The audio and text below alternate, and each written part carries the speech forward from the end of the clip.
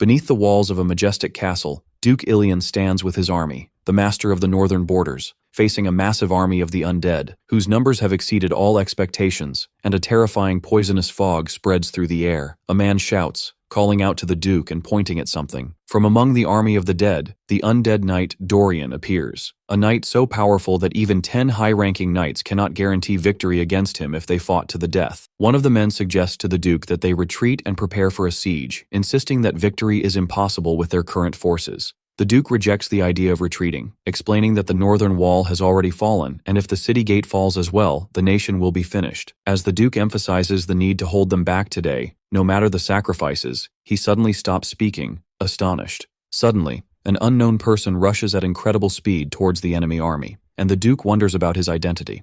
It is revealed that this person is Lord Urien Rox of the southern Marquisate of Rox. Someone recognizes him as the one who fights with daggers. Doubt spreads among the men about his ability to face Dorian with daggers, believing it is impossible to kill him. Urien attacks the knight, Dorian, and Dorian's body begins to melt, amidst the astonishment of everyone wondering how this is happening. Then, Urien lands other blows on the rest of the undead, and their bodies also melt with a single strike. The men marvel at this scene where the terrifying corpses melt with a single blow. One of them wonders if Urien is a saint sent from heaven, to which another sarcastically replies not to make him laugh. In reality, Urien was not a saint. He was using the battle to his advantage. System messages appear before him, stating that he has gained experience and increased the level of the Firebone Mountain technique, a poison that can dissolve the marrow of the undead, and that the 10,000 poisons absorption technique has absorbed the poison, increasing the experience of the 4 heavenly poison arts. Urien declares to himself that he will take everything that is useful for his body. The events go back 6 months in time, where Urien wakes up in a luxurious room, wondering where he is.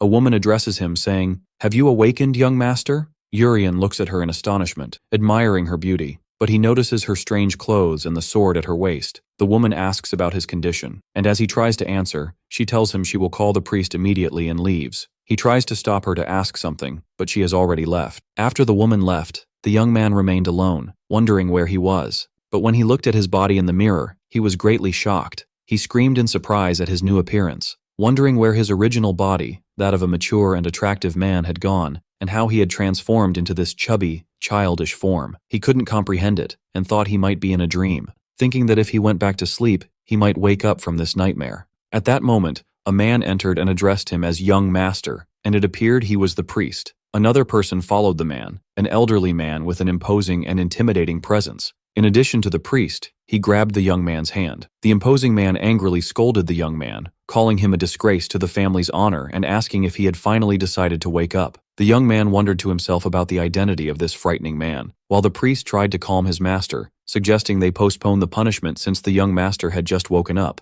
The imposing man reluctantly stopped scolding the young man after being convinced by the priest's words. After the priest examined the young man, he told the imposing man that his mind seemed stable and most of his injuries had healed, expressing his relief. But the imposing man scoffed at the word relief and shouted that he would have preferred it if the young man had died, then accused him of assaulting his fiancée and called him a monster. He continued to berate him, reminding him that he had turned 19 and it was time to grow up. He pointed out that his younger brother had already awakened his aura, while he, the eldest son, was getting fatter by the day. The young man stood bewildered by the term aura, which he did not understand. The imposing man ordered him to go directly to his fiancée and apologize properly as soon as he recovered. When the young man asked who she was, the man shouted that she was his fiancée, Aelia, warning him that he would be finished if she didn't forgive him. Under the threat, the young man answered with a trembling voice in agreement. The man concluded his words with a final warning to Urien not to bring any more shame to the Rox family. Upon hearing the name Urien Rox, the young man realized the horrifying truth. He was Urien Rox,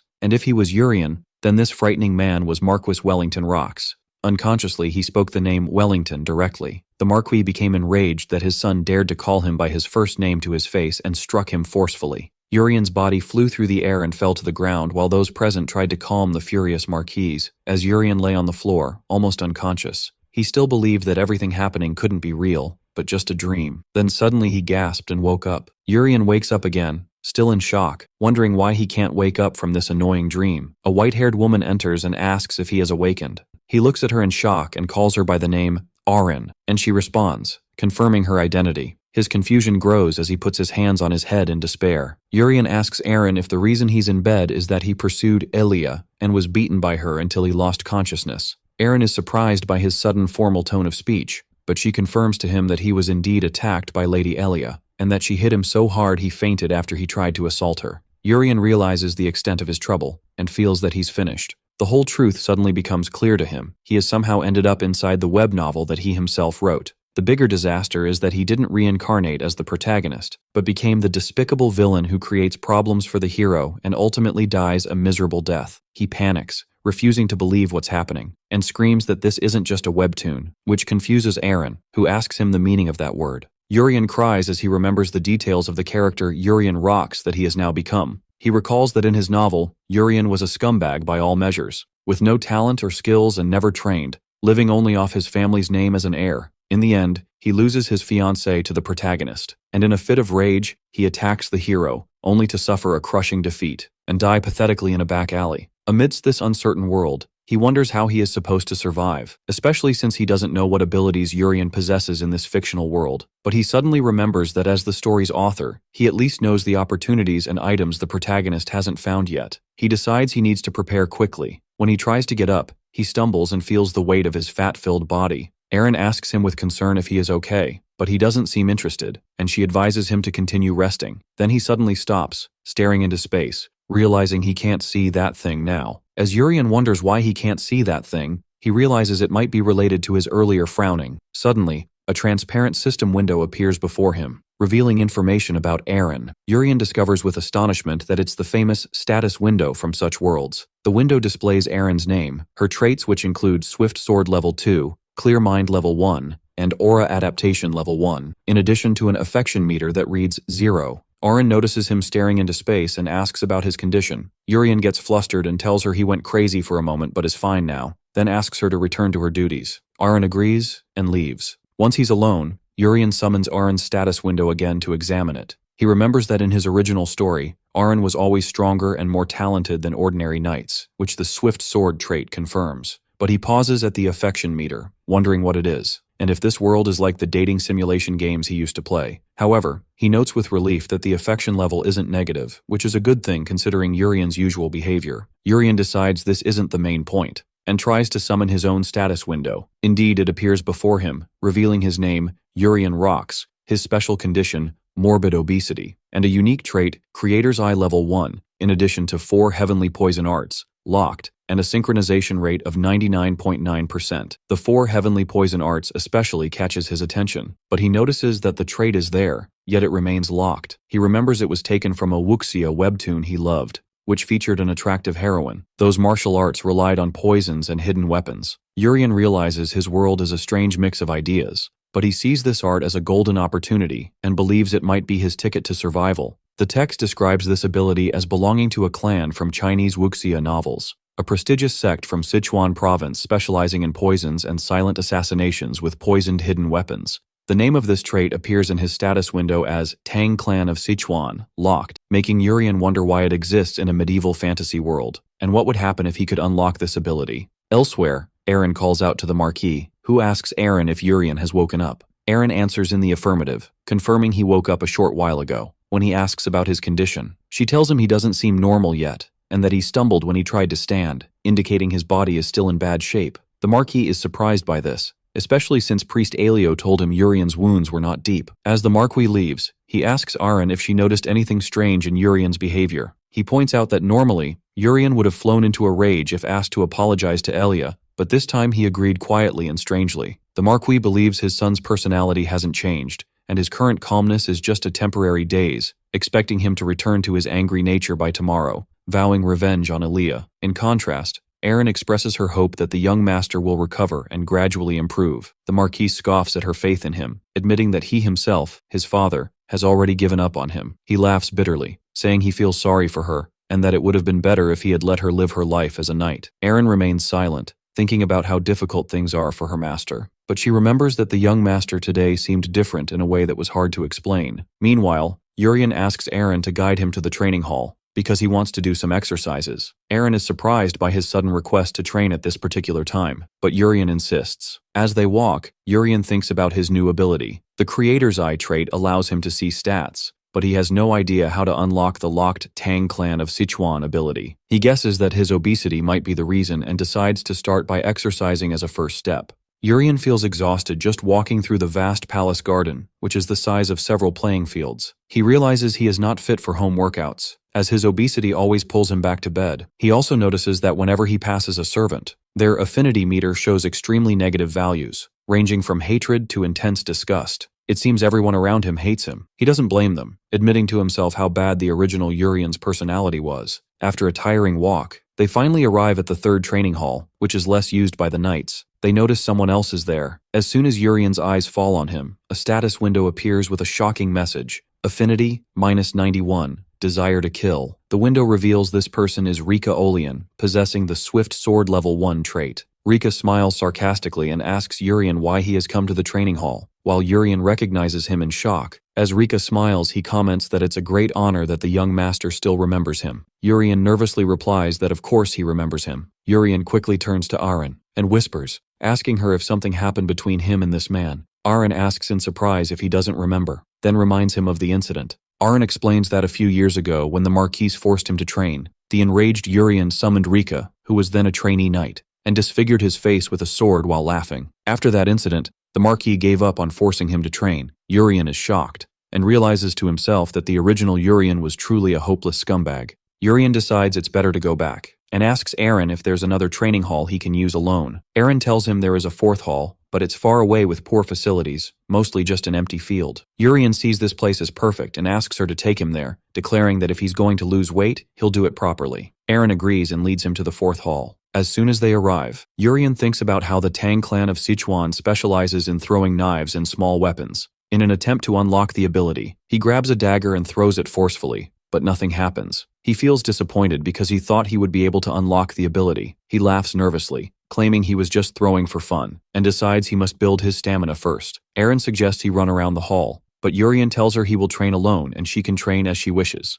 Then he starts running. The Marquis stands astonished, wondering how Urian actually came to the training ground and started exercising. He finds it strange and wonders how long this enthusiasm will last. 3 weeks later, it turns out that Urian hasn't missed a single day of training during this entire period. He has lost a lot of weight, and his appearance has changed noticeably. The Marquis comments on this change, saying, "As expected of my son." As the Marquis watches his son, he notices that without the fat, his son actually looks handsome, and he wonders if he has truly matured. In his room, Urian looks at his body in the mirror, realizing he has lost a lot of weight. But he is still worried because the Tang Clan of Sichuan trait has not been unlocked yet. He decides to give it another month, and if nothing happens, he will have to steal the fateful encounter meant for the protagonist in the story. At that moment, Aaron enters with his dinner. A system window appears, explaining that the dish is Sharon soup, a nutritious dish that helps burn fat and build muscle, and it is customary in the Rox family to eat it after every training session. Urian shows his displeasure at eating the same soup again, so Aaron asks if he is tired of it. Urian confirms that he is indeed tired of eating it for 3 consecutive weeks. Aaron asks him seriously about his true goal, whether he just wants to lose weight or to become a knight.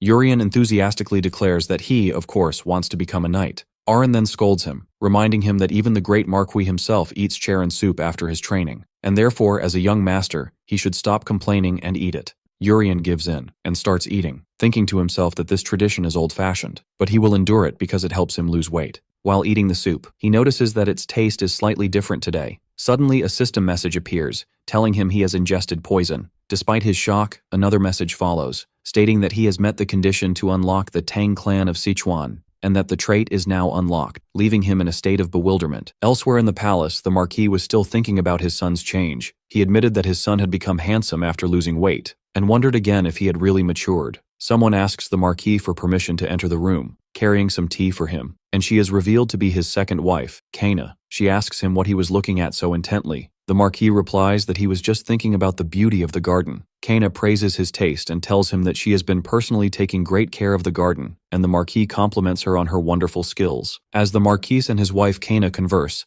Kana asks him when he will choose Colin as his heir, as he had previously mentioned. She adds that since the matter has already been decided, it would be better to speed it up, The Marquis is surprised by her question and tells her hesitantly that it might take more time. Kana objects and reminds him that he promised to name Colin as the heir within this month. The Marquis explains that, as she has probably heard, Urian seems to have come to his senses recently, and as the eldest son of the Rocks family, if he perseveres like this, he could become a good successor. Kana pretends to agree, saying she has also heard about Urian's improvement and that she was worried about him but is happy he has finally regained his senses, considering it must be a relief for the Marquis as well. The Marquis laughs, commenting sarcastically that his son only woke up after his fiancée slapped him. When Kana asks him again what he will do about the heir, the Marquis replies that Urian has only been training for 3 weeks and he would prefer to observe him for a longer period, but he promises her that if Urian returns to his old ways, he will immediately grant the title of heir to their first son,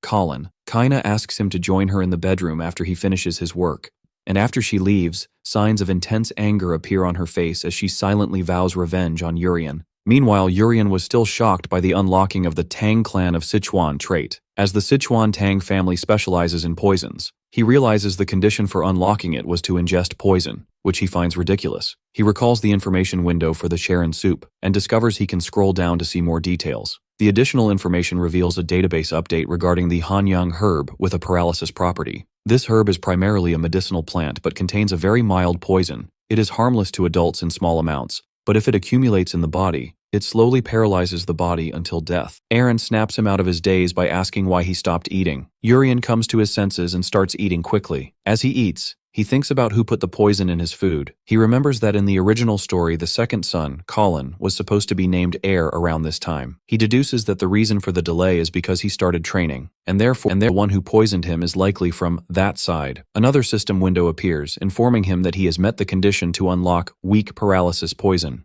After he finishes his entire meal, he tells Aaron with a strange smile that the soup was so delicious it made him cry. He then asks her to leave him alone for a while. Aaron agrees, wishes him a good night, and leaves. As soon as he is alone, Urian summons his status window to examine the newly unlocked Tang clan of Sichuan trait. His updated status window appears, indicating his condition as overweight, mild poisoning, and mild muscle pain. In addition to his traits and synchronization rate, he discovers he can focus on a specific part of the interface, just like in virtual reality games, to display additional details. When he focuses on the Tang clan of Sichuan trait, it branches into 3 categories: poisons, hidden weapons, and martial arts, all of which are locked. He decides to start by examining the poisons category first. A long list of available poisons appears, such as weak paralysis poison, truth serum, and soul-killing smoke, all locked and requiring lower-level poisons to be unlocked first. When he scrolls to the end of the list, he finds the final available poison is the level 30 Absolute Hidden. He realizes the system is based on gradually unlocking skills by level. To unlock the simplest poison, weak paralysis poison, he discovers he needs an internal technique first. He finds this logical, as the Tang clan uses internal energy to control poisons. He then moves on to examine the martial arts category in search of an internal technique. A list of basic internal techniques available for selection appears, including Dark Poison Arts, Thunder Needle Arts, and 10,000 Divine Poisons Energy, with a warning that he can only choose one internal technique. As a fan of Wuxia stories, he finds the choice easy. He remembers that Dark Poison Arts focuses on poisons, Thunder Needle Arts focuses on hidden weapons, while 10,000 Divine Poisons Energy, although it takes longer to master, allows for achieving mastery in both poisons and hidden weapons. He chooses the last option, believing that more is better, as is always the case with Wuxia story protagonists. As soon as he chooses 10,000 Divine Poisons Energy, he feels the technique's incantations have been engraved in his mind. He immediately decides to try circulating the energy, so he takes off his shirt and sits in a meditative posture. He feels a strange flow throughout his body and realizes this is qi, or vital energy. He begins to guide it through the correct energy pathways in his body and then stores it in his Dantian energy center to build his internal power. He spends the entire night training until morning, and discovers with astonishment that martial arts novels weren't lying about being able to train all night without sleep. He finds it to be completely true, and what's more, he doesn't feel tired at all. On the contrary, he feels his whole body is filled with energy. He also discovers that he can now sense the flow of qi around him, to the point where he can tell how many birds are outside his window without even looking. He feels the warm, solid energy in his Dantian, and discovers he can now open the status window just by directing qi to his head without needing a mirror. And the window shows that his 10,000 Divine Poisons Energy is at level 1 star at 10%. After spending the night in meditation, Urian senses a familiar aura outside his door. Aaron enters at that moment to wake him, and notices that his bed hasn't been touched, concluding he didn't sleep all night. Urian confirmed to her that he hasn't slept yet. She suggests he rest and skip today's training, but Urian enthusiastically refuses, insisting that he feels excellent and must train. Aaron reluctantly agrees and decides to prepare breakfast for him first. After closing the door behind her, she wonders to herself when the young master started gaining muscle. Later in the training ground, Urian grabs one of the daggers. He is suddenly surprised by the appearance of a crosshair in front of his eyes, similar to those in first-person shooter video games. He decides to aim precisely at the target and throws the dagger with force. The dagger hits the target accurately. Aaron was surprised when she saw him hit the target on the first try. A system window appears, announcing the unlocking of the hidden weapons category of the Tang clan of Sichuan. A shocked Aaron asks him what he just did. Urian replies that he doesn't know either, claiming that the results of his training over the past month are starting to show. Urian looks at the stunned Aaron, noticing it's the first time he's seen her this flustered. He decides to try again, thinking that when he throws, he feels a fiery internal energy rushing from the bottom of his stomach. He throws the dagger again, this time with greater force and speed. The dagger penetrates the target and shatters it completely. Aaron was extremely shocked when she saw that he not only hit the target accurately but completely destroyed it. Urian realizes that having this crosshair is basically a cheat. He remembers that in his previous life, he was skilled at shooting games, so much so that he once won a local tournament at an internet cafe in a game called Battle Attack. As Aaron stands stunned, wondering what is happening, Urian asks her if she feels anything emanating from him. Aaron replies that she can't say anything special, except for the fact that he has lost a lot of weight since yesterday. She confirms that while he had been steadily losing weight due to his daily training and eating Sharon soup, the change in him today was particularly noticeable. Urian is surprised by her answer and realizes that she cannot sense the flow of internal energy in his body. He concludes from this that in this world, he is the only one who can use internal energy, and no one else can detect it, which means he has gained an amazing and unique power. Urian decides to continue training, and throws more daggers with extreme precision. This time, he threw a dagger that pierced the dagger already stuck in the target, which impresses Aaron, who covers her mouth in shock. She asks to try throwing once herself. Aaron throws the dagger, but it misses the target completely. Urian laughs, pointing out that he's finally found something she can't do, which annoys her. At that moment, a system window appears before Urian, announcing the completion of the Memory of Sachundanga and the unlocking of the Straight Strike skill. The window explains that this skill enables him to throw with greater force and speed, not just with the weapons he remembers, but with anything else like stones, wood, or iron swords, as if it were his treasured weapon. While Aaron was still trying to understand why she failed, Urian picks up a broken wooden sword to test his new skill. He asks her to step back a little. Aaron was surprised when she saw him holding a broken sword, not realizing what he intended to do with it. Then Urian feels a huge flow of internal energy from his dantian to his arms, and throws the wooden sword. The broken sword flies with immense force and pierces the center of the target, shattering it. Aaron is stunned and screams, asking about this power and what is happening. Urian replies with feigned modesty that he's not sure, and maybe it's the power of practice. Aaron rejects this explanation, realizing that what she saw was impossible. At that point, Urian addresses her seriously, saying he knows she reports on his affairs to his father, the Marquis.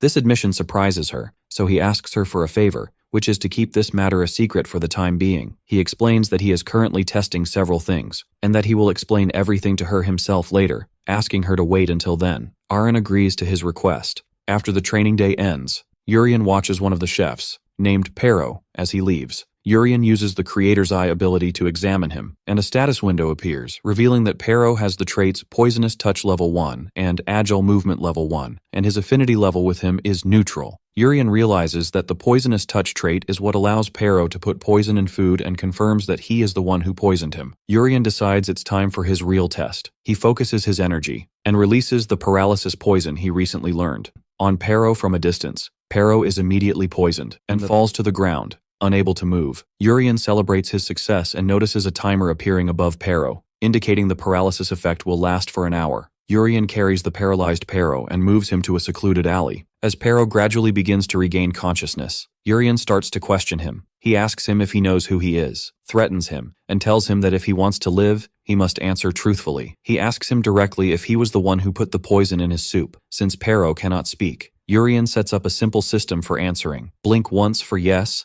and twice for no. After Pero confirms his understanding with a single blink, Urian repeats his question about whether he was the one who poisoned the soup, and Pero blinks once, admitting his guilt. Urian continues his interrogation, asking if the poison used was Hanyang herb, and Pero confirms this with another blink. Then Urian asks him the most important question about who ordered him to poison him, and was it Marchioness Kaina who ordered him to do it? Urian is surprised when Pero blinks twice, denying Kaina's involvement. Urian doubts his answer and warns him not to lie, threatening to slit his throat and claiming he can tell if he is lying or not. As Urian pressures and threatens Pero, he repeats his question about whether Lady Kaina was the one who ordered him to poison him. Pero remains silent for a moment, then blinks twice again, denying Kaina's involvement. Urian is surprised by his insistence, but he sees in his eyes that he is not lying, so he wonders about the identity of the real person who gave the order. Urian decides to postpone finding out this information for later. After that, Urian takes something out and forces Pero to eat it. He tells him that what he ate is paralysis poison, and that he only has 1 month to live. He warns him that if he doesn't take the antidote in his possession within this month, all his internal organs will dissolve. With that, he forces him to follow his orders from now on, and asks if he understood the meaning of his words, to which Pero agrees with a fearful blink of an eye. Urian places his hand on Pero's head and cancels the effect of the paralysis poison on him, and Pero is surprised to regain his ability to move. As soon as Pero regains his ability to speak, Urian asks him for the last time who ordered him to poison him. Pero confesses that the one who gave the order was the Knight Commander, Carox Levington. Urian recognizes the name, and Pero explains that Carox ordered him to kill the young master due to illness within this year. Urian remembers that Carox is Kaina's older brother, who got the position of Knight Commander thanks to her marriage to the Marquis, and he realizes his conclusion wasn't entirely wrong and that Carox is her partner. Urian decides this isn't the important part now and gives Pero a piece of paper. Pero realizes the paper contains a list of poisons. Urian tells him that since Pero has extensive knowledge of poisons, it means he can obtain them from the black market, using the money he will get from Carox. He orders him to collect all the poisons on the list and bring them to him, and to start with what he already has by tomorrow night. When Pero asks why he needs these poisons, Urian scolds him and tells him he didn't give him permission to ask questions. Pero backs down in fear and agrees to carry out the order. Before Pero leaves, Urian adds one last shocking order. From now on, his soup must always be full of Hanyang herb. This order leaves Pero in a state of complete bewilderment, while Urian laughs, impressed by how amazing martial arts are. As Pero leaves, Urian thinks sarcastically about how Pero believed the paralysis poison lie, revealing that what he forced him to eat was nothing but dried leaves. Urian decides that he needs to quickly master the martial arts of the Tang clan of Sichuan. He remembers that if events were to proceed according to the settings he wrote in his story, a terrifying event would soon occur in the outside world. That night, Pero brings him the poisonous herbs he already had in his possession. Urian examines the herbs and recognizes them immediately, thanks to the status window that appears before him, and Pero is surprised by his ability to identify these rare poisons. Urian boasted to him that this information was a simple matter for him, although in reality, he got it from the window that appears to him. Urian asks him why he was carrying other poisons if the Hanyang herb alone was enough to kill him. Pero explains that the effect of the Hanyang herb is slow and resistance can be developed against it, but by mixing it with Yakrokba poison, its effect becomes stronger and more stealthy. Urian deduces that mixing poisons makes them stronger and more precise. Urian asks Pero how he learned all this, and Pero replies that when he was 8 years old, he was sold to the Levington family and trained under a poison master there. He adds that there were about 20 other children, but they all died, and only he survived. Urian realizes that Pero holds a great grudge against the Levington family and that he has found himself a useful tool. Urian praised Pero for doing a good job, then allowed him to leave. After dismissing Pero, Urian decides to begin his training. He takes all the poisonous herbs and starts eating them. A system window with consecutive messages appears, informing him that he has ingested various poisons and that the body of 10,000 divine poisons is absorbing them. Suddenly, a danger warning appears, requiring him to perform immediate breathing meditation. Urian sits and meditates deeply, determined to reach the second stage of his technique. The next morning, Erin enters to wake Urian. She is surprised to see him sitting shirtless in meditation. She is shocked to see his body, which has transformed overnight into a muscular physique. A system window appears before Urian, telling him that the 10,000 divine poisons energy has advanced to the second stage,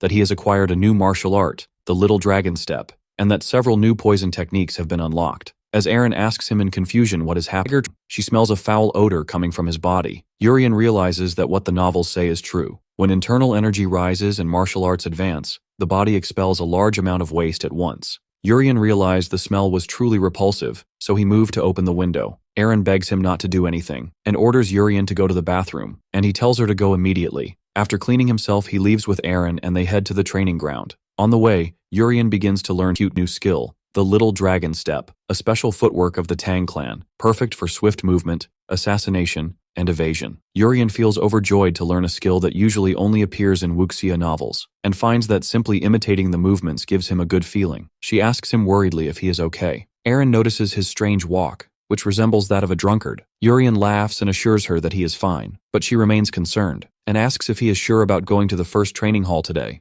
pointing out that it will be crowded with knights. Urian assures her he is fine and explains that he just wants to see how the other knights train. When they arrive, the trainee knights notice their presence. One of them recognizes Aaron as the young master's maid, but they don't recognize Urian at first, instead wondering about the identity of this handsome young man. Then one of them remembers the rumors that the young master had lost a lot of weight, and they realize that this young man is Urian himself. Whispers circulate among them, expressing their disbelief at this transformation, as he was as fat as a pig just a month ago, and they wonder what kind of magic he used. Thanks to his internal energy, Urian can hear all their whispers clearly. He notices a trainee knight training seriously and proficiently, and comments that he will soon become a junior knight. Aaron tells him that these are the basic sword stances of the Rox family and advises him to watch closely. At that moment, Urian realizes that this knight is none other than Cried, one of the main characters in his novel and a future ally of the protagonist. Urian hadn't written anything about Cried's appearance before he met the protagonist and finds it interesting that he was here all along. He sees his presence as an opportunity that could be useful to him later.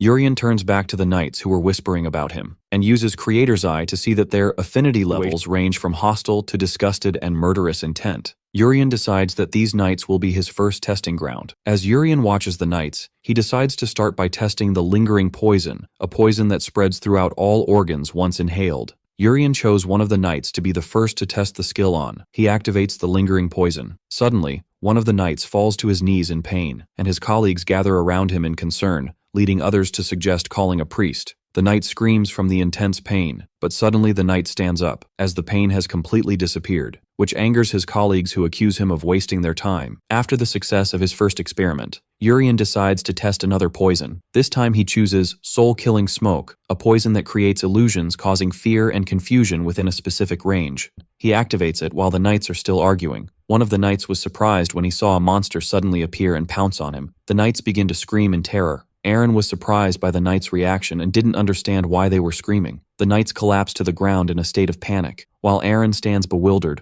wondering why they are acting so strangely. Each of them sees monsters, demons, and skeletons. The knights were plunged into a state of absolute terror, unable to think or act. After the knights calm down and come to their senses, they look at each other in confusion, wondering what just happened. Urian realizes that continuing the test could lead to real bloodshed, and feels satisfied with the power of his poisons. Urian told Aaron that they should go back. He tells Aaron that the place has become too noisy and he'd rather go to the 4th training hall. On their way back, a maid calls out to them and tells him he has a visitor. The maid informs him that Lady Elia Marquis has come to see him. Meanwhile, Elia is waiting for him inside, determined to break off their engagement for good this time. When Urian enters the room, Elia sees him and is utterly shocked by his new appearance, while he greets her calmly. But Elia had not yet recognized him. When the maid informs him of Lady Elia's arrival, Urian thinks of his fiancée, Elia Marquis, who is skilled with her fists. He remembers that around this time in the original story, Elia began to demand the annulment of their engagement, but the original Urian kept refusing. Urian sighs, as he had no choice but to face her. When he meets her, Elia is so shocked by his new appearance that she doesn't recognize him and asks who he is.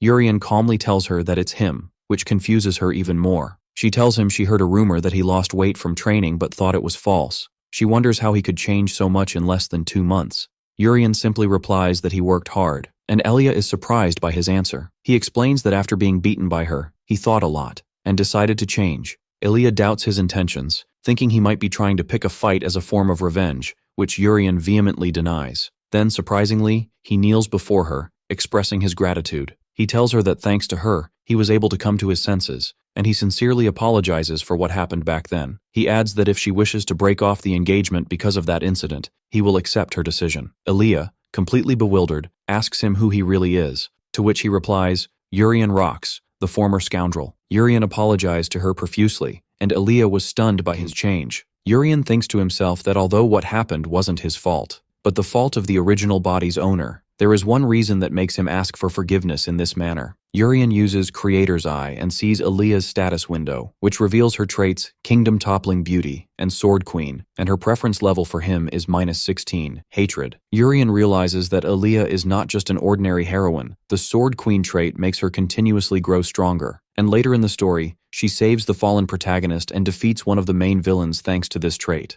Therefore, he figures that even if they break off the engagement, it's better to mend their relationship and make her his ally. Aaliyah orders him to stand up and asks if he is serious about what he said. Urian confirms his seriousness and swears to it, so Aaliyah angrily demands that he swear a real oath. As Aaliyah pressures him with her suffocating aura, Urian thinks that this scene seems familiar. Aaliyah threatened him that his life from now on would not be the same, and if he broke his oath, she would not hesitate to eliminate him herself. He remembers that this is the same dialogue Aaliyah said to the original novel's protagonist, not to Urian. Under the intense pressure, Urian decides to use his internal technique, 10,000 Divine Poison's energy, to easily resist Aaliyah's aura. Aaliyah is greatly surprised when she feels her aura has been repelled, and wonders how that could happen. Urian finds the opportunity perfect to swear that he will not go back to his old ways. After she calms down, Aaliyah shyly tells him that she will be watching him, and warns him that if he makes another mistake, the engagement will be broken off unconditionally. Then she leaves. Urian was surprised when he realized Aaliyah didn't intend to break off the engagement. After she leaves, she meets the Marquis, who asks her if she has made her decision about the engagement. She tells him she has decided not to break it off. The Marquis was surprised by the response.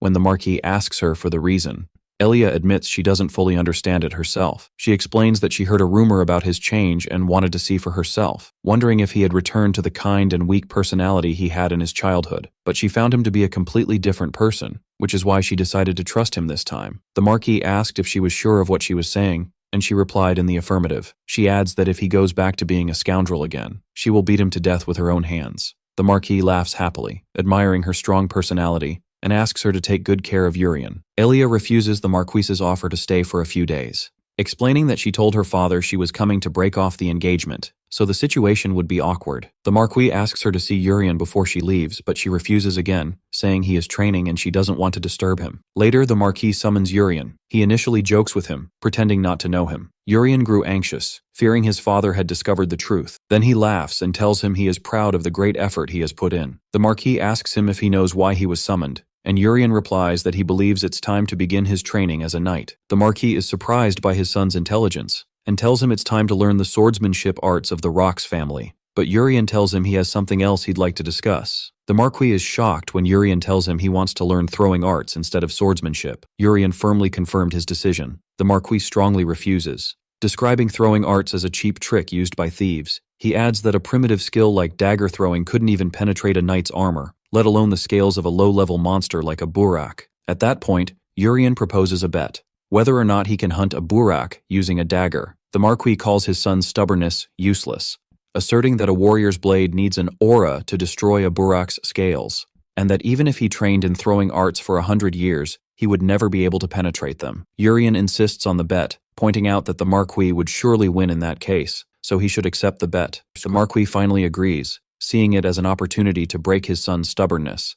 They agree on the terms of the bet. If Urian succeeds in hunting the burak, he will train him himself from now on, but if he fails, he will follow the Marquis's will. Urian is delighted and decides to prepare for the practical test the next day. Urian wondered to himself how many attempts he would need to penetrate the burak's scales. He plans to eat some hidden poisonous herbs that night to raise the level of his 10,000 Divine Poison's energy to the 3rd star. Aaron later comes to him with a message from the Marquis, setting the time for the test at 12 o'clock noon in the first training hall. Urian asks her if she knows the details of the bet, and she tells him the entire palace knows, and that everyone is laughing, and talking about how Urian will wet his pants in fear or run away upon seeing the burak. She tells him he is still the public enemy in everyone's eyes. He asks her if these people will come to watch, and she confirms that the hall will be packed because the Marquis did not forbid attendance. Urian got flustered, muttering to himself that what he was seeing had already turned into a spectacular scene. Urian asks for her opinion, and she replies that she believes tomorrow will be his day. That night, Urian reaches the 3rd star in his technique. On the day of the bet, the training hall was packed with crowds. The Marquis asks Urian if he is ready. Urian notices the large number of attendees, and the Marquis claims he only told his personal mage, and that the news somehow spread. He warns him not to embarrass himself in front of everyone. After that, an elder begins the summoning ritual. Urian watches, fascinated, as this is the first time he has seen magic in person. Suddenly, a huge monster tore through the place, kicking up a thick cloud of dust interspersed with an aura saturated with electrical charges. What is even more surprising to him is that he will see the monster he himself created as an author with his own eyes. The Buraq monster appears, an oceanic monster standing 150 centimeters tall. The crowd panics at its grotesque appearance, but Urian looks at it with curiosity. He remembers creating this monster in a hurry while eating sashimi at a restaurant when he was short on ideas. He thinks that if it weren't for its arms and legs, it might have looked a little cute. Suddenly, the Buraq attacks, and the crowd screams, but the Marquis prevents the knights from intervening. Urian grumbled that the monster had ambushed him without any prior warning. Urian notices that the monster isn't very fast, and decides to test the hardness of its scales first. When he focuses, a new crosshair appears before him, indicating the monster's weak point. He decides to try aiming for it. He throws his dagger with extreme precision towards the weak point. The monster was hit by the dagger and jumped from the intensity of the pain. The monster dies instantly. Urian is surprised that he finished it off with just one hit. A stunned silence falls over the hall. Then the crowd erupts in cheers, declaring that the young master has successfully hunted the Buraq and that what he did was absolutely amazing. Urian stands victorious as everyone calls out his name. In a state of disbelief, the Marquis asks Urian how he did that. Urian simply replies that he aimed well and hit the target. The Marquis refuses to accept the result, considering it illogical for a Buraq to die from a single dagger. Urian takes advantage of the crowd's presence and hints loudly that the great Marquis would surely not go back on his word. The Knight Commander tries to save the situation, pointing out that Urian's dagger landed precisely under the Buraq's arm where there were no scales, and that what happened was just luck. The Marquis insists on redoing the bet, but Urian refuses. The Marquis then offers to add a new promise to the bet. If Urian wins again, he will grant him one wish, whatever it may be. But if Urian loses, he must learn swordsmanship as originally planned. The Marquis adds that the opponent this time will not be a Buraq, but a knight. He asks Urian if he will accept the bet, and Urian agrees. Urian sees this as an opportunity, especially when he notices that Knight Commander Karox is in the audience, and thinks it might be a chance to break Karox's pride. But he backs down from this idea, realizing it might be better to leave him be for now to ensure he continues to receive his supply of poisons through Pero. Urian tells the Marquis that he understands facing an official knight would be too difficult for him, and suggests instead that he face a trainee knight to make the duel fair. Urian is surprised when he realizes it has come to the point of him facing a trainee knight. He then asks the Marquis to allow him to choose the knight himself. When the Marquis asks for his choice, Urian announces that he will choose Cride. Cride is summoned, and he steps forward respectfully. The Marquis gives him a mission. Cride, with all courage, accepts any mission the Marquis gives him. The Marquis told him the mission is to face that boy and fix his bad habits. Cride is shocked by this order. The Marquis noticed Cride's concern and asked if he could complete the mission, but he agrees to carry it out after the Marquis insists. Urian reassures Cride and tells him not to worry too much. As Urian and Cride prepare for the duel, Urian announces that he will only throw 3 daggers, and if Cride can block all of them, he will consider himself the loser. This announcement angers the Marquis, who sees it as arrogance and urges Cride to teach him a lesson. The audience shares the Marquis's excitement, cheering for Cride and threatening him with no food or punishment if he loses. Amidst the uproar, Urian hears a woman's voice wishing him good luck, which pleases him. When the duel begins, Urian prepares to throw the first dagger. He uses Creator's Eye to examine his opponent but is surprised to see numerous targeting marks on Cride's body, unlike the Buraq monster which only had one. He realizes that targeting any of these points would result in killing Cride, which he does not want. Therefore, he decides to aim directly at Cride's sword. Urian throws the first dagger with immense force, and when it collides with Cride's sword, Cride is pushed back several steps, and a booming sound like a cannon is heard. The Marquis is shocked and remained standing in his place, stunned by the tremendous power that came from an ordinary dagger. Cride trembled from the shock of the dagger that hit his sword, even making a crack in it. Urian tells Cride that this strike was just a warning not to be complacent in his defense. He then prepares for the second throw, announcing that this time he will throw with his full power. Urian is confident that Cride, as a main character, will not die from this blow. Urian uses the straight strike skill and throws the second dagger. Cride realized the dagger's power was immense, and despite his attempt to block it, Cride's sword breaks on impact. Amidst the astonishment of the spectators and the Marquis, he is thrown to the ground on his knees, ending the duel by dropping his sword amidst the Marquis's bewilderment. After Cride's defeat, the Marquis asks to speak with Urian in private, but Cride intervenes, objecting that the bet is not over yet, and there is still one dagger left. The Marquis tries to end the duel, but Urian decides to ask Cride directly. Urian asks Cride to raise his head, and asks if he will accept this inconclusive result. Cried found no way to respond, as he felt unable to face Urien, reminding him that what makes a knight is reaching a final result, whether victory or defeat, by asking him if he would give up like this. Cried regains his resolve and asks for a new sword, declaring that he will not withdraw in this manner. Suddenly, Cried awakens his aura, to the astonishment of those present. Urien realizes this is perfectly in line with the story he wrote, where Cried's berserker trait manifests when he reaches his absolute limit. Urien sees this as an opportunity to test his advanced techniques. As Cried prepares with his blazing aura, which is equivalent to the talent of a seasoned knight, the Marquis felt worried about Urien, unsure of how he would act, while Urien appeared completely confident in himself. He asks Urien to throw the final dagger. Urien, in turn, prepares, and throws the dagger using the curved mountain technique, a technique that makes the dagger spin in an unpredictable path. Cried and the Marquis are surprised by this technique. Cried felt angry because he thought Urien was joking with him. Cried swung his sword with all his might towards the dagger, but the dagger changed direction in the air and avoided his sword strike.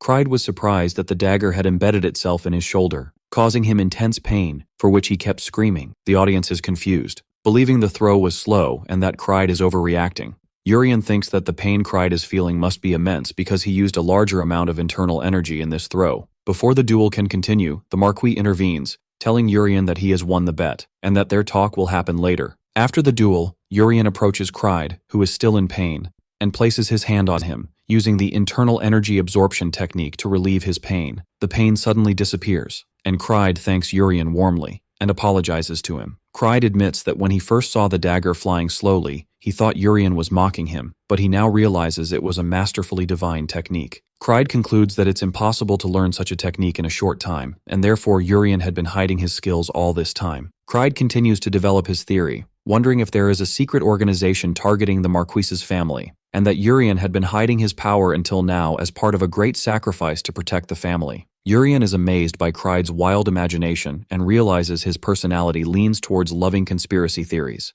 Cried offers his services to Urien, pledging to help him fight any secret organizations in the future. At that moment, Urien notices that Cried's affinity level has risen to 26, favorable. Urien didn't try to correct Cried's words, simply bidding him farewell by saying he'd see him later. After Cried leaves, shouting that he will spread the truth that the young master was never a scoundrel, Urien decides it's a good idea to get close to Cried, who will later become an extremely powerful knight. Aaron praised his performance, encouraging Urien that he did well in the battle. Aaron asks Urien about the technique he used at the end of the duel. Urien tells her it's a new technique and asks for her opinion on it. Aaron replies that she ran a virtual duel in her head, and if she had faced this technique for the first time without seeing it, she would have been defeated. But now she is capable of blocking it. Urien realizes this is thanks to the rare and powerful clear mind trait she possesses. Urien reminds her that she received knightly education since she was young, and if she hadn't become his personal maid, she would be a knight now. He asks her if she is satisfied with her current situation, and she is surprised by his question. Later, in the Marquis's office,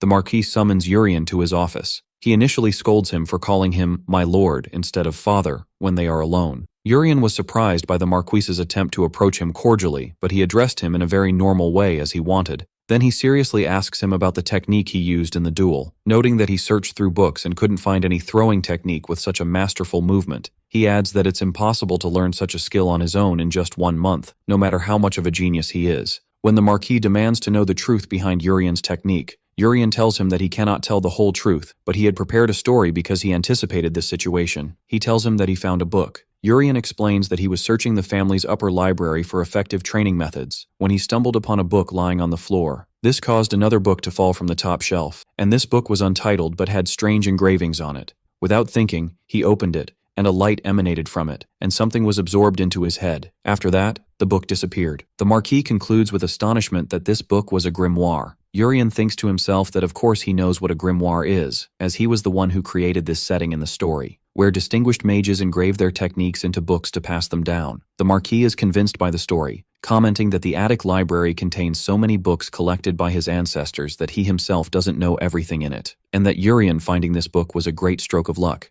Urien agrees, saying that he indeed hit the jackpot. The Marquis tells Urien that he will honor his promise and will not force him to learn swordsmanship again, and based on the additional promise, he asks Urien to tell him his wish. Urien replies that he wants the position of heir. The Marquis is shocked by this request, so Urien asks him sarcastically if he won't grant him his wish. The Marquis replies hesitantly that he will have to grant it because it is within his authority. Urian notices his father's discomfort and tells him that him taking the position of heir will trouble him, as many will oppose it and Lady Cana will cause a huge fuss.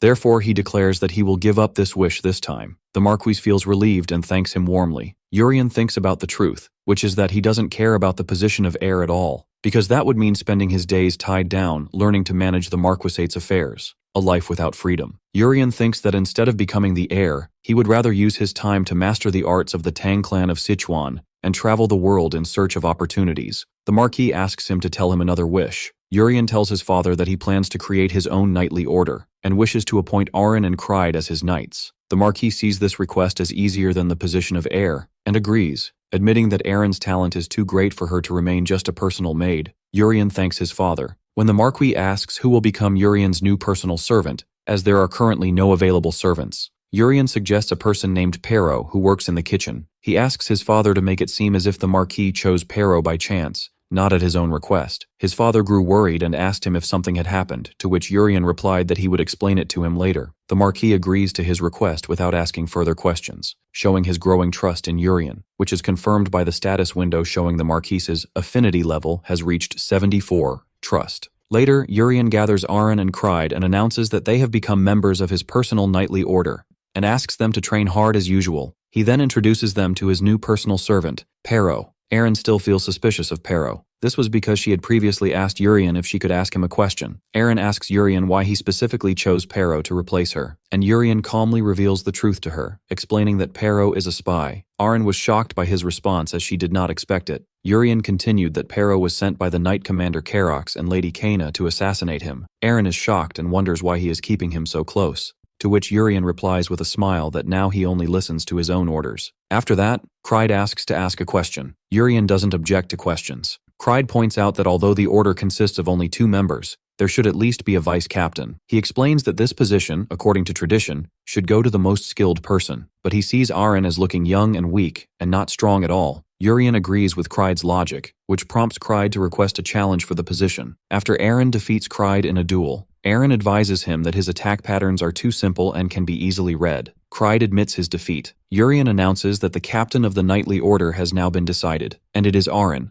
and everyone applauds her. Afterwards, Pero leaves to prepare dinner, and Urian decides to test a new technique. Urian watches Pero as he walks away and senses his vital energy, Qi. He decides to use secret sound transmission, a technique from wuxia novels that allows transmitting sound directly to the opponent's hearing using internal energy instead of sound. Urian calls out to Pero using this technique, and Pero panics when he hears the voice echoing in his head. Urian told him that he was communicating with her via telepathy. He believes it's a form of black magic. Urian takes advantage of his fear and goes along with this belief, making Pero believe his master is a black magician who controls poisons. Urian was surprised by Pero's analysis and let him think as he wished without correction. Urian asks him if the poison he requested is ready, and Pero tells him that he barely managed to prepare Snake's Mind, a poison extracted from 100 venomous snakes. Urian orders him to add it generously to the charon soup he will be eating. Pero felt nervous and rushed to fulfill his request. That night, Urian meditates and realizes his internal energy is not progressing as fast as he had hoped after reaching the 3rd star, and with the realization that a global crisis is imminent, he decides it's time to leave the Marquisate to seek opportunities to develop his power. Urian tells his father that he plans to go out for a while. The Marquis asks if he intends to go to the Marquis's village, and Urian agrees. Urian asks about the duration he will be away.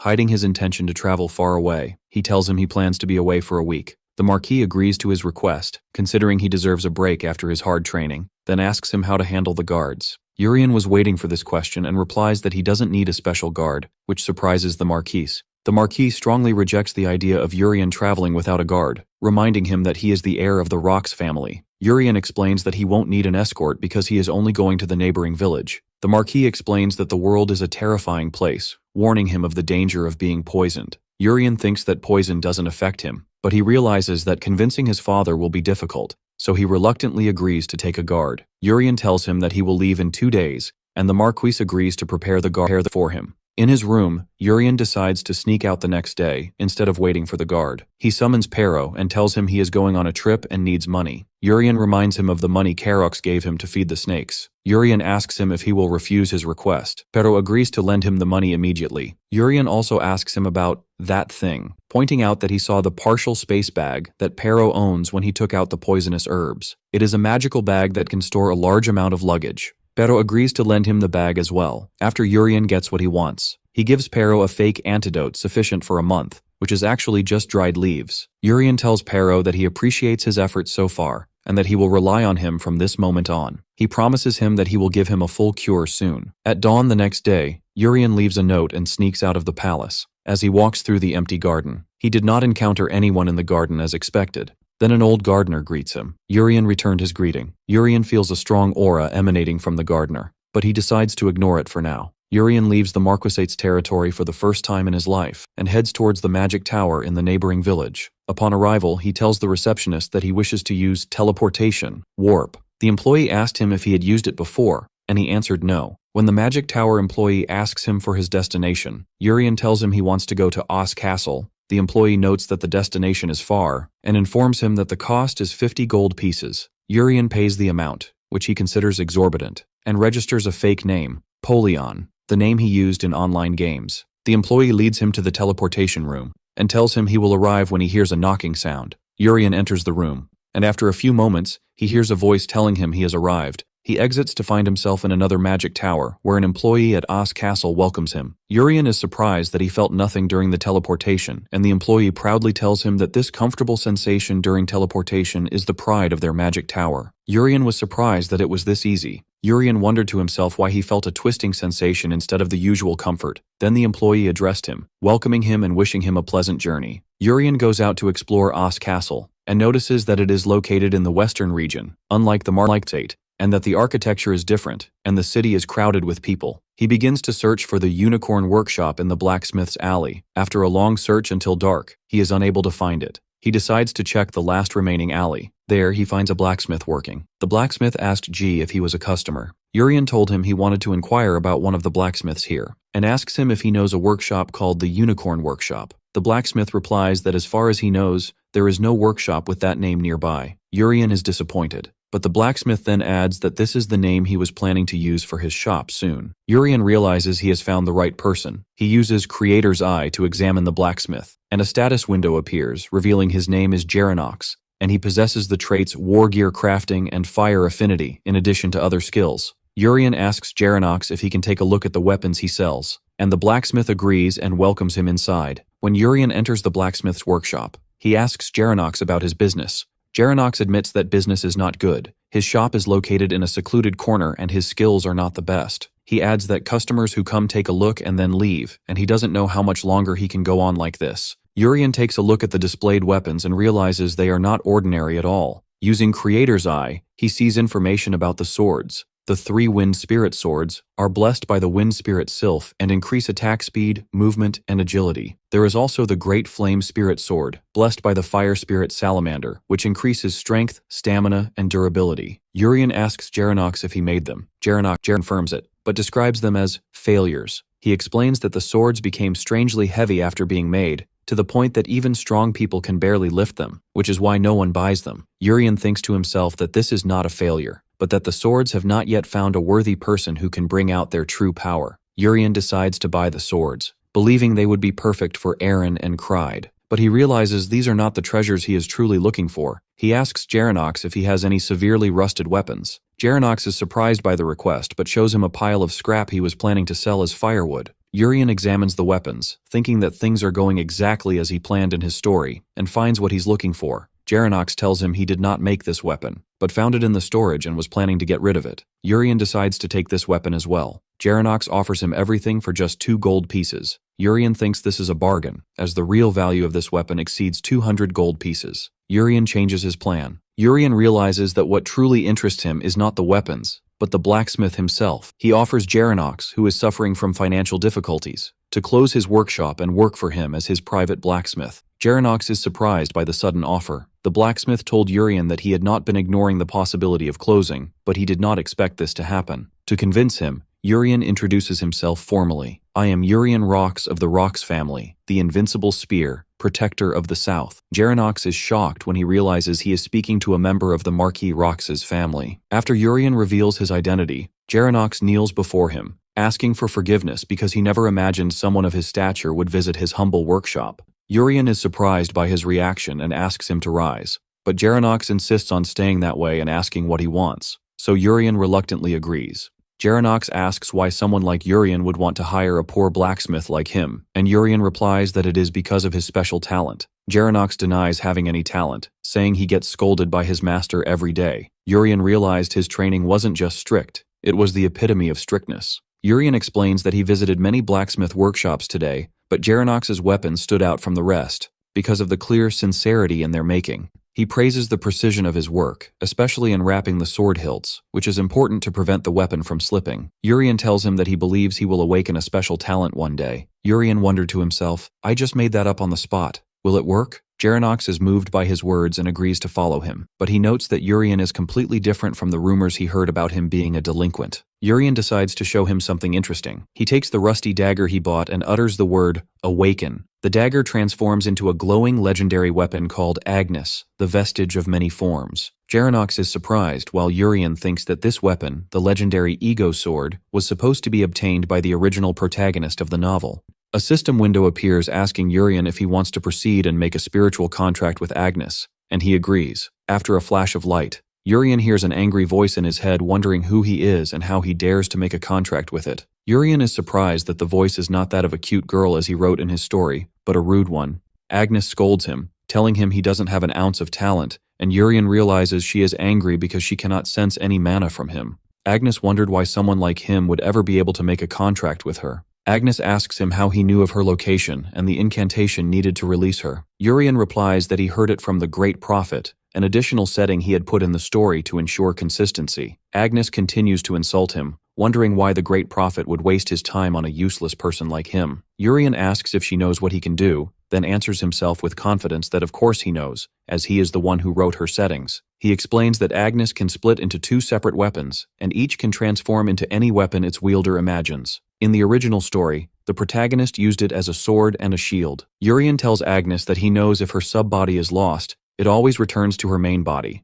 Agnes insists that his knowledge is worthless, because she can only be used with mana, which Urian lacks. She told him to give up, but Urian tells her she is annoying, and uses his internal energy to force her to transform into a ring, causing her intense pain. Agnes screams in surprise, feeling the warmth of Urian's energy as if she were melting. Urian realizes that martial arts can substitute for mana to activate Agnes's abilities. After that, Urian finalizes his arrangements with Geranox, telling him he will need 2 days to finish his affairs. They agree to meet in front of the As Castle Central Park in 2 days at noon. As Urian wanders through the park, he is surprised to see Aaliyah there. Elena was surprised and asked him what he was doing here. Urian felt that the situation in front of Central Park seemed familiar. He remembers that this is where the original protagonist was supposed to meet Elia for the first time, and he realizes that the maze path has changed somehow. Elia angrily asks him what he is doing here. Urian replies that he came to look for a blacksmith. Elia is surprised by this, pointing out that the Rox family has plenty of blacksmiths. Urian explains that he wanted to hire his own person. Elia tells him that if he had told her beforehand, she could have helped him, but he reassures her that he has already found a good person. At that moment, Geranox arrives on time. The blacksmith apologized to Urian for being late and making him wait. Urian introduces Elia to Geranox, identifying her as his fiancée. Another knight interrupts them, asking his squad leader, Elia, who she is talking to, noting that they will be leaving soon. Elia introduces Urian to the knight, named Mask, as her fiancé, Urian Rox. Rox is shocked when he sees Urian for the first time. Mask is surprised to see a young master from the Rox family in a place like this, and introduces himself as Mask Malone, leader of the 5th squad of the Steelhammer Knights, who serve the Marquis family. Urian thinks to himself that he knows Mask well, as he is a minor character with a bad attitude that he wrote in his novel. Urian remembers how the events were supposed to unfold in the original story. A masked person intercepts Mask and his knights. Then the protagonist steps forward and challenges Mask. As Urian anxiously recalls the events of the original story, where a fight was supposed to break out between the protagonist and Mask, and Aaliyah would arrive just in time to stop them, from which their relationship would begin. More importantly, after this incident, the protagonist accompanies Elia into battle and saves her from certain death. Urian realizes he can't simply find the protagonist and bring him back into the scene, and he decides he cannot let Elia die. Urian asks Elia for her destination. She tells him that reports of goblin raids near Azio Castle have increased, and her knightly order has received an order to scout the area and subdue them. Urian asks Elia for a favor, which is to allow him to join them. Elia is surprised by his request and asks him why. Urian replies that as someone who is also training, he wants to experience real combat and see her skills up close. Elia warns him that it could be dangerous, but he reassures her that he is good at running away. Elia agrees to his request and orders Sir Mask to provide a horse for him and Gerenox. Mask objects, saying they are not on a picnic and cannot be careless, especially since Urian and Gerenox have no trace of mana. Mask adds that they have neither the duty nor the ability to protect them. Elia sternly orders him to follow orders without another word. Mask complies, and Elia whispers to him that he should have become the squad leader if he felt it was unfair. Before they set off, Elia asks Urian to stay close to her because he is in danger, and Urian orders Gerenox to hold on to him tightly. They ride off together. Upon their arrival, Elia divides the knights into teams of 5 to search for the goblin settlement, ordering them not to attack and to fire a signal flare upon it. Then Elia ordered the guards to disperse. As darkness approaches and tracking becomes difficult, Elia decides to turn back. Suddenly, a signal flare lights up the sky, followed by another flare from a different direction, then a third, and a fourth. The knights wonder how many flares went off, with Urian answering 4, while another insists it was 5. Elia decides to head towards the nearest flare to the west, but one of the knights tries to stop them. When Elia's squad arrives at the location of one of the flares, they find that all the soldiers are dead. The knights are shocked to see their comrades' armor has melted, wondering what kind of attack they faced. Elia decides to head immediately to the next southern flare location. There too, they find all the soldiers killed in the same horrific manner, as one of the knights urges his captain to move quickly to the next area. Urian intervenes, shouting that they cannot move now. Elia is surprised by Urian's words. Urian explains that the goblins are spread out and hunting their soldiers one by one, and at this rate, there is no chance of victory. He suggests that they should halt the operation and fire a signal flare to gather all remaining forces at their location. A knight shouts at him angrily, asking who he thinks he is to speak in such a manner, and blames him for this mess. Urian remembers this scene happened in his original story, where the protagonist was reprimanded in the same way, which angered the readers. As the knight continues to scold him and orders him to be silent, Urian uses his internal energy to pressure him, causing the knight to fall from his horse. Elia doesn't understand how Urian was able to make the knight fall without getting near him. Urian orders him to know his place and remain silent, and the terrified knight agrees. Urian just asks him to watch as he solves this problem. Then Urian turns to Elia, reminding her that in the original story, she didn't listen to the protagonist and stubbornly stuck to her opinion. He asks her to judge wisely this time. Elia is convinced by his point of view, admitting she wasn't seeing the situation clearly, and orders a blue flare to be fired immediately to gather the forces. The knights fire the flares and wait for the remaining scattered knights to gather.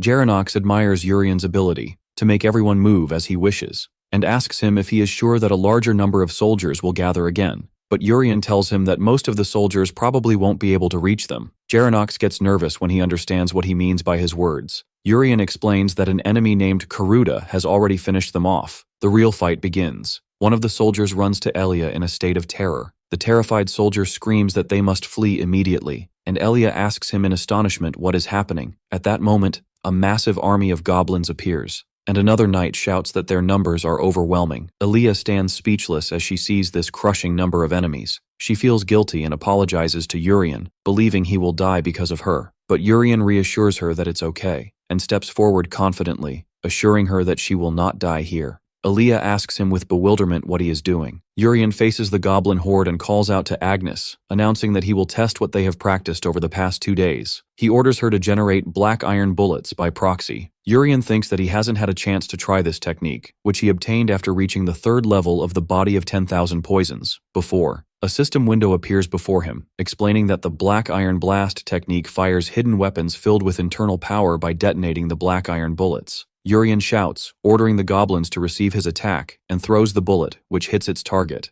After the bullet lodged in one of the goblins' weapons, amidst their confusion, the first explosion occurred, which wiped out a large number of them amidst their screams, leading Urian to order the bullets to return. He thinks to himself happily how Agnes's proxy summoning ability is a perfect match for his power. As soon as the bullets return, he throws them again, creating consecutive explosions that wipe out more goblins. A shocked Elia asks him what he just threw, and Urian calmly replies that the technique is called Black Iron Blast, and that he will explain the details later. Elia notices that the number of goblins has significantly decreased, so she turns to her astonished knights and shouts at them, asking what they are doing, assuring them that victory is now possible. She urges them to seize the opportunity and eliminate the remaining goblins. Under her leadership, the knights charge to engage the remaining enemies. During the battle, and the clash between the knights and goblins, one of the goblins tries to flee the battle but is surprised by something standing in its way, and it screams in pain as a red hand appears, grabbing its head. Aaliyah is stunned as she wonders what is happening. Suddenly, a massive red-skinned warrior of incredible size appears from among the goblins, holding the corpse of a goblin in his hand. Urien watches this newcomer, realizing that the legendary goblin warrior Karuta has finally appeared. Urien looks at him with determination, thinking that if they can't eliminate him today, they will all die. Aaliyah is stunned as she wonders what it is she's seeing. Suddenly, a massive red-skinned warrior appears from among the goblins. Urien calmly watches this newcomer, realizing that the legendary goblin warrior Karuta has finally appeared. Karuta lets out a violent roar that shakes the place, and Aaliyah and her knights are affected by the force of the cry and take a few steps back. Karuta grabs his massive weapon and leaps into the air, preparing to deliver a crushing blow towards Aaliyah. In that critical moment, Aaliyah realizes she must flee, but before she can move, Urien pushes her forcefully and saves her at the last moment. Karuta's weapon smashes into the ground, causing massive destruction where she had been standing. Urien tells Aaliyah that the situation was close, and she looks in shock at the bodies of her comrades who fell victim to the attack. Karuta growls, turning his attention to Urien, who decides to confront him and unleashes the Black Iron Blast technique. The blow hits Karuta's face directly and explodes, but he emerges from the smoke completely unharmed. After Karuta lets out an indifferent growl, Urien is shocked and wonders how his attack failed, remembering that the story mentioned the goblin warrior's skin was as hard as steel, but seeing it in reality was a terrifying thing. Aaliyah steps forward with intense anger and shouts at Karuta, vowing that she will never forgive him for what he did to her subordinates. She leaps into the air and uses a powerful offensive skill, delivering a series of fast and masterful strikes to Karuta's body, who screams in pain. The soldiers cheer for their leader, admiring her strength, while Urien thinks that Aaliyah's Sword Queen trait is incredibly powerful. Urien is amazed at her ability to keep up with Karuta even though they are still at the beginning of the novel's events, and he notices that her attacks are penetrating his armor and tough skin. But suddenly Karuta lets out a deafening cry, and Aaliyah is surprised to see him use a powerful red combat aura, something unexpected from a goblin. Karuta uses his new power to launch an attack at Aaliyah, then delivers a fierce blow that knocks her to the ground. Urien realizes that the events are unfolding exactly as in the original novel, where Aaliyah is defeated by Karuta. The soldiers call out to their leader Aaliyah as she struggles on the ground. She admits to herself that it's frustrating, but she can't defeat this monster. As she watches Karuta surrounded by his red aura, she decides there's no choice but to escape. Urien stands before them, and Karuta turns his attention to him, so Aaliyah calls out to him in concern. Urien attacks first, using the straight cut technique to throw a dagger at him, but Karuta screams and destroys the dagger with a single blow of his hand. Urien is shocked by his ability to destroy his attack so easily. Karuta growls angrily, but is suddenly surprised and looks at his shoulder guard. Something small that had lodged there explodes, causing him pain as blood flows from his wound. Urien mocks him, explaining that the first attack was just a feint, and that Karuta was so busy blocking it that he didn't see the second attack. Urien adds that although his skin may be as hard as steel, there are clearly weak points on his body. Urien thinks that the system kept showing the cracks in Karuta's armor as weak points, so he couldn't resist targeting them. Karuta's anger intensifies and he roars violently, then rushes to attack Urien. Urien dodges his blows with difficulty, and as Karuta misses one of his strikes, Urien asks him where he thinks he's going, then throws another explosive projectile at him. Urien smiles and asks if he's angry now, telling him he has no intention of letting him catch him so easily. Suddenly, Karuta ignores Urien and looks elsewhere. Urien notices that his gaze is directed towards the blacksmith Geranox and asks him why he's staring in that direction. Karuta screams and suddenly rushes forward, and Urien realizes with fear that Karuta is targeting Geranox and not him. Karuta leaps into the air, attacking the unarmed blacksmith. Urien decides he must save him no matter the cost. He pours all his internal energy into the enhanced little dragon step technique and darts forward with the speed of lightning. Urien manages to get ahead of Karuta, grabs the blacksmith, and carries him away from danger. To the astonishment of the goblin warrior who did not expect such superhuman speed, Aaliyah stands stunned by the incredible speed Urien just displayed. Urien decides to end the battle, calling on Agnes, and preparing to use the most powerful technique in the Tang clan arts, the transformation into the blood flower clasp. Urien releases a luminous and colorful butterfly using the curved throw. The butterfly heads towards Karuta,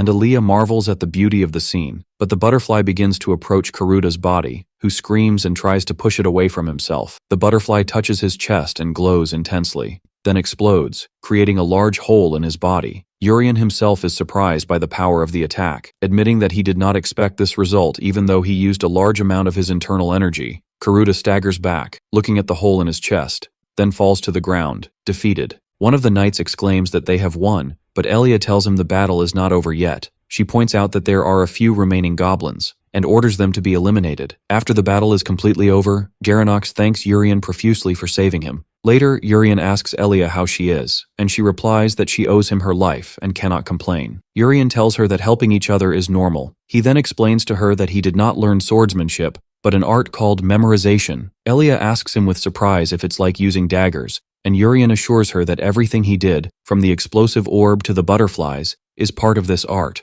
Elia is amazed and realizes the extent of his skill. Elia thought to herself that what Urien did, despite its difficulty, might open new doors for him and broaden his horizons after he had spent his entire life mastering the art of swordsmanship. A knight informs Elia that the magic bag is ready, so she decides they should at least take Karuta's head as proof, and looks at his corpse. She cuts off his head, and while the knight worries that the huge head might contaminate the bag, Elia reassures him that the bag is designed for this purpose. She suggests they leave soon because it is getting late, but she suddenly stops, and calls out to Mask, who has suddenly appeared before them. Elia asks the knight Mask why he is late, pointing out that a long time has passed since the signal flare was fired. Mask apologizes, explaining that he and his team went too deep, and on their way back, they were ambushed by goblins, which caused their delay. Elia inquires why it is only him and one other knight, and he replies that the rest of the squad was wiped out because the goblins were stronger than expected. With a sharp gaze, Elia demands to see the bodies of their comrades and orders him to take her to their location. Mask tries to stall, suggesting they do it the next day because it is late, but she firmly refuses, and orders him to take her immediately. Mask complies, cursing the situation under his breath, then draws his dagger and attacks Elia. Urien exposes his trickery, throwing his dagger to cut off Mask's hand instantly, pointing out that it is illogical for his and his companions' clothes to have no green goblin blood on them after a fierce battle, but only red human blood. He accuses him of colluding with the goblins and leaking information to them from the beginning. The other knight wonders how she knew, while Urien thinks to himself that he knows all this because he is the one who wrote the events of this novel. The knight tries to defend Mask, but Elia interrupts him, slitting his throat, and ordering the traitors to be apprehended. The other knight begs for mercy, confessing that he was only following orders. The next morning at the official residence in Asu Castle, while Urien is fast asleep, Garanox wakes him up, telling him it is almost noon. Garanox adds excitedly that Elia has come to visit him. Urien sees Elia wearing an elegant dress, and she greets him warmly, asking if he slept well. Urien stands completely shocked, unable to comprehend this sudden transformation in her appearance and gentle demeanor. Urien stands shocked by Elia's appearance and clothes, and he asks her in amazement why she is wearing this formal dress. Then Elia invites him to go with her to her house, explaining that her father ordered her to bring him with her no matter what, and asks if he will come. Urien agrees immediately, thinking that the description of her as the most beautiful woman in the world was accurate. He also remembers that in the original novel, the story progresses with the protagonist saving Elia and then meeting Marquis. Elia tells him that she will wait for him outside and asks him to get ready and come out. As he thinks about it, he notices that the affinity level between him and Elia has risen to 45, favorable, and he wonders how helping her once could have raised it so much. After Urien gets ready, he and Garanox go out to meet Elia. He asks her if she has been waiting long, and she tells them it is time to go. As they walk, the crowds cheer in admiration upon seeing Elia, calling her the iron-blooded knightess. They praise her for facing the goblin champion alone and cheer for her life. Urien remembers that this honorary title was given to her because she did not back down even when she was in danger of death at the hands of the goblin champion, just as it happened in the novel. Then the crowd's attention shifts to the person next to her, and they shout the name, Lord Urien, the Iron Mage, expressing their admiration for his handsomeness and thanking him. Urien is surprised by the title Iron Mage, and realizes that these titles came from the testimonies of the surviving soldiers. They must have seen him use the black iron arts and thought he was a mage who uses iron. Elia calls out to Urien and thanks him again for saving her twice. He humbly replies that what he did was something anyone else would have done. She then tells him that that morning she took the soldiers and returned to the forest to retrieve the bodies of their comrades from the gruesome battlefield. Sadly, she describes how seeing the horrific bodies of their soldiers scattered throughout the forest made her realize that if he had not been there yesterday, she would have met the same fate. With a determined look, she declares that she will train even harder to become stronger and stand above everyone else, vowing that she will never be defeated again. Urian realized this is the moment she would awaken her true talent and grow into a force worthy of the title Sword Queen. One of the mages explains that the Marquis family home is not far from Os Castle, but Elia tells Urian that her father has summoned the family mages so they can return comfortably using teleportation magic. Elia tells the mages that they are ready. The mages begin to cast the spell, and in a flash of light, Urian and Garanox find themselves in a completely different place, looking shocked. Elia tells them that they have arrived at their estate, and invites them to step forward. Urian feels a little dizzy from the teleportation, realizing that the dizzy sensation mentioned by the magic towers is real. Garanox looks around in awe and asks Urian if his own residence is this grand, while Urian thinks that he will finally be invited for a meal. As Urian gets ready, he thinks about how he has only eaten charon soup every day at his home, but today he will finally eat food befitting a nobleman. He enters a luxurious dining hall where Marquis, who is sitting at the head of the table with Elia, welcomes him. Urian formally greets the Marquis, but the Marquis tells him not to be so formal and invites him to sit. The Marquis begins by thanking Urian, explaining that he is grateful because he saved his daughter Elia's life even before she became his fiancée. Urian humbly replies that what he did was his duty. When the servants bring the food, Urian is shocked to discover that the dish is a special charon soup, Marquis family style. The Marquis explains that their family has the same tradition as the Rox family of eating this soup after battles, and that their secret recipe makes it more delicious. As the Marquis invites him to enjoy his meal, Urian forces a smile and says he will eat well, feeling resentful inside. As he eats the soup, the Marquis surprises him by asking when he will marry Elia, which provokes Elia, who shouts at her father. Urian feels that this question is nothing but a test. He uses his ability to see that the Marquis's affinity level is -10, slightly unfavorable, but he realizes that this number is a significant improvement and decides that his answer must be well thought out. Urian tells the Marquis that he would like to get married immediately, which surprises Elia, but he adds that he has not yet become the heir of his family and that he is still looked down upon because of his bad past. He affirms that he will change himself to become a man worthy of Elia, and that once he officially becomes the heir, he will take her with him. Elia is touched by his words, but the Marquis wonders about the possibility of achieving this, reminding him that his younger brothers are known for their genius, and asks if he really thinks he can defeat them to become the heir. Urian replies with absolute confidence that of course he can. The Marquis laughs loudly, commenting that Urian has indeed changed a lot as he heard, and tells him that he will support him. The Marquis then adds that before Urian arrived, he received a message from his father, Wellington. Urian realizes that the news has already reached the Rox family through communication magic.